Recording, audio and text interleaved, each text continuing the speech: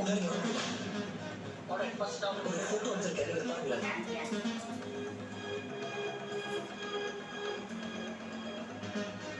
மாதம் பெருசு ஸ்பாட்டட் ஹைனாவாக இருக்கலாம். அப்படி இருந்தால் எக்ஸ்ட்ரீம்லி ஃபெரோஷியஸாக இருக்கும். ஓகே, மேக்ஸிமம் உங்களால் எவ்வளோ டைம் இங்கே வர முடியும்?